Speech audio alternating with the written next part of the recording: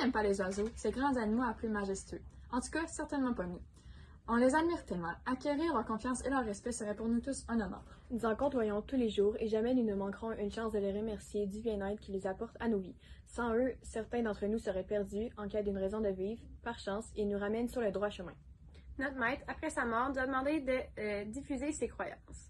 Aujourd'hui, nous vous présentons son groupe religieux pour le faire. Henri Tregon fonde son groupe religieux le 23 novembre 1915 dans sa ville natale, Port-au-Prince, en Haïti. Ce groupe est basé sur l'importance qu'ont les oiseaux dans la vie des humains. Depuis son plus jeune âge, Henri est un passionné de ces bains. Il a toujours admiré la liberté des oiseaux et souhaitait permettre aux gens d'atteindre le même état d'esprit qu'eux.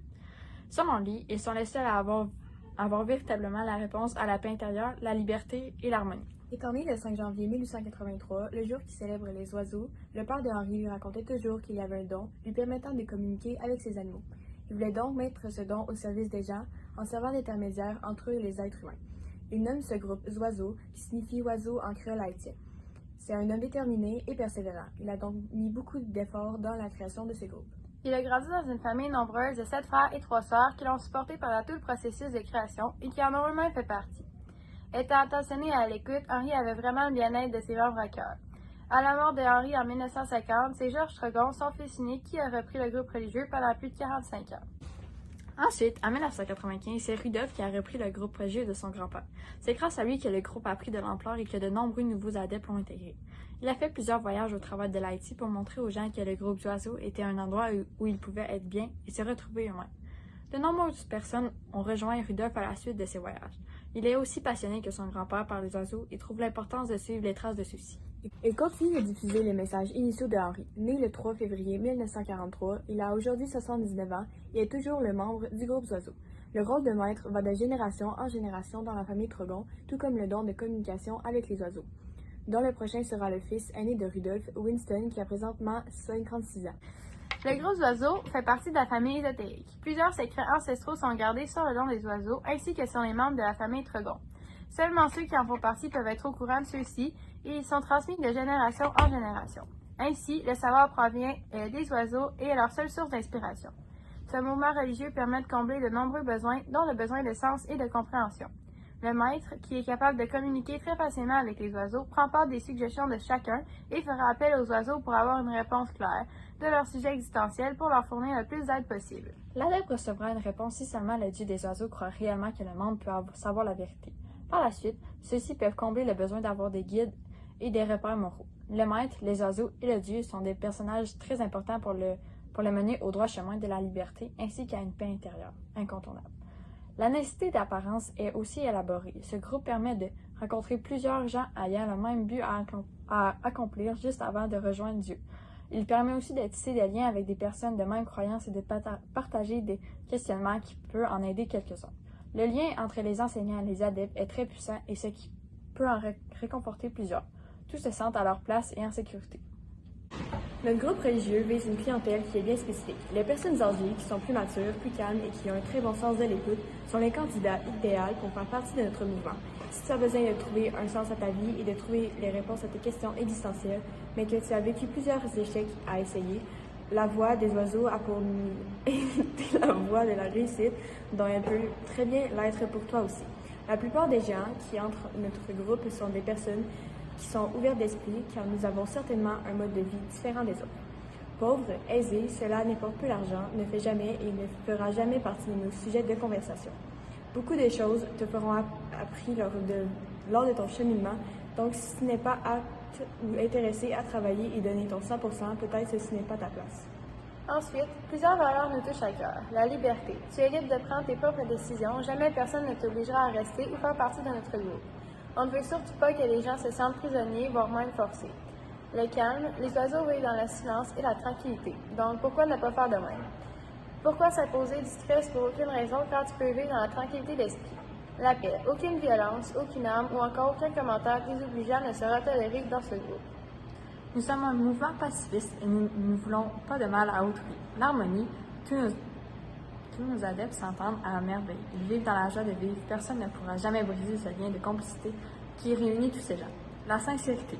Se faire confiance entre adeptes est pour nous très important. Avoir la confiance des oiseaux est encore plus important. Si on doute de la loyauté d'un de nos membres, la vie avec cette personne est plus difficile à supporter. La compréhension. Tout le monde a besoin de se faire comprendre. Nous sommes tous passés par là. Se poser des questions et jamais avoir de réponse avec nous, ce n'est plus un problème.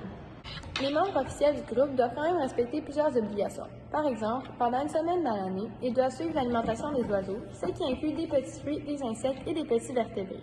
Ça leur permet de démontrer leur respect et leur confiance envers ces animaux, puisque c'est grâce à ceux-ci que certaines de leurs questions sont répondues et qu'ils peuvent suivre un bon chemin. Les 7 jours débutent le 30 décembre et se terminent la journée de la fête des oiseaux, le 5 janvier. De plus, ils doivent s'habiller aux couleurs du niveau dans lequel ils se trouvent. Dans le groupe, il y a 4 échelons possibles qui sont représentés par les couleurs du Trogon d'Hispaniola. Lorsque les premières exigences ont été accomplies, les nouveaux adeptes doivent se vêtir de bleu, ce qui représente les débutants.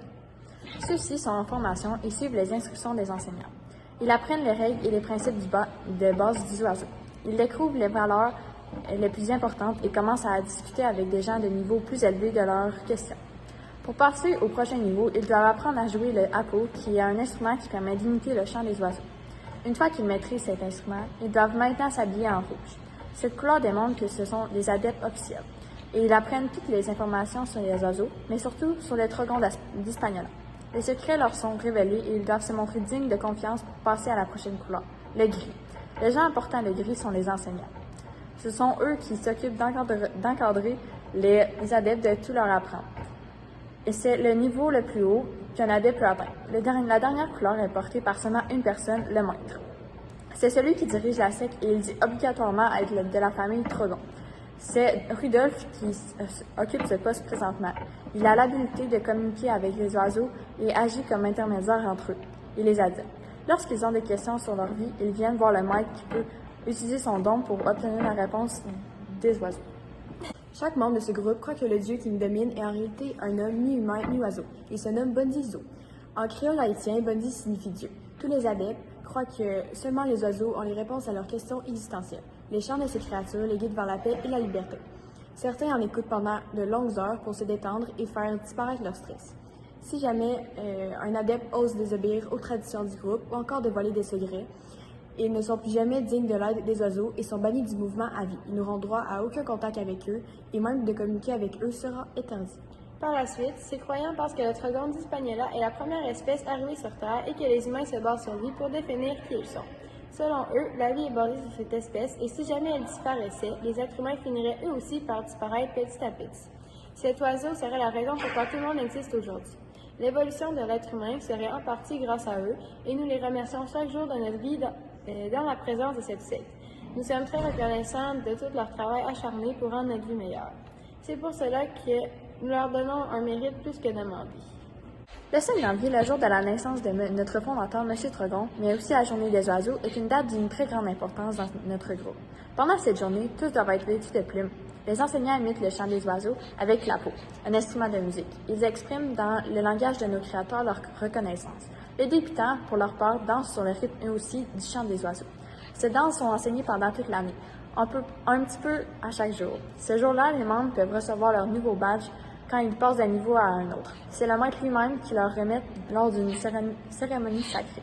Durant cette journée, plusieurs anecdotes invoquent les oiseaux sont racontées. Tous nos adeptes montrent leur collection de plumes et fabriquent des chapeaux qu'ils vont porter seulement en ce jour important. À la fin de la journée, un prix est aussi remis à la personne ayant ramassé le plus de plumes au courant de l'année. Un festin à volonté, contenu les produits de l'alimentation des oiseaux, est à la disposition de tout le monde. Cette journée n'est pas du tout repos, mais les gens ont toujours beaucoup de plaisir à y participer. Chaque année, le 17 mai, tous les enseignants des groupes religieux oiseaux se rassemblent à Port-au-Prince avec le maître pour leur faire promettre certaines choses. Cet événement s'appelle Oiseau Plume, qui signifie plume d'oiseau en créole haïtien. Premièrement, il demande de rester fidèle au dieu Bondizo et à lui-même, le maître.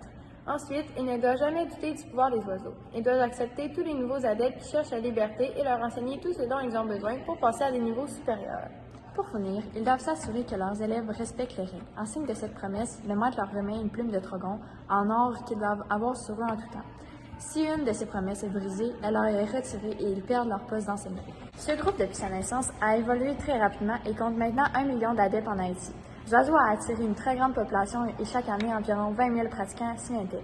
Ce groupe religieux se situe en Haïti, mais il a inspiré d'autres groupes avec d'autres oiseaux à travers le monde. Ces groupes reprennent certaines cultures déjà existantes pour conserver la religion, mais en rajoutent pour diversifier de chacun des pays. Plus de 6 millions d'adeptes dans le monde sont inspirés des oiseaux pour définir la personne qu'ils sont vraiment. Parmi les nombreux pays influencés, 4 d'entre eux ont pris le plus d'ampleur. Par exemple, l'Australie a basé son groupe sur l'améthyste gris, qui fait partie d'une espèce de passereux de la famille des Maluridés. Le Pérou, lui, s'est inspiré de l'ara de Coulon, une espèce avec les plumes très colorées. Leur puissant cri résonne dans les forêts exotiques et pour les habitants, cela démontre la sérénité. Malheureusement, aujourd'hui, cette espèce est très menacée dans son milieu naturel, ce qui peut affecter son mouvement dans les prochaines années. Par la suite, la Nouvelle-Zélande se base sur le cormoran de Bunty. C'est une espèce d'oiseau de la famille des Phalacrocoracidés endémiques de Nouvelle-Zélande et compte plus de 1000 individus. La Chine s'est aussi inspirée d'une espèce dont le Babax lanceol. Son aire s'étend à travers le sud de la Chine et régions limitrophes, de l'ouest du Yunnan et un oiseau très populaire dans cette région. Pour finir, venez rejoindre notre groupe en grand nombre. Nous, les oiseaux, allons vous accueillir à bras ouverts. Vous vivrez les meilleurs moments de votre vie avec nous, nous vous en faisons la promesse.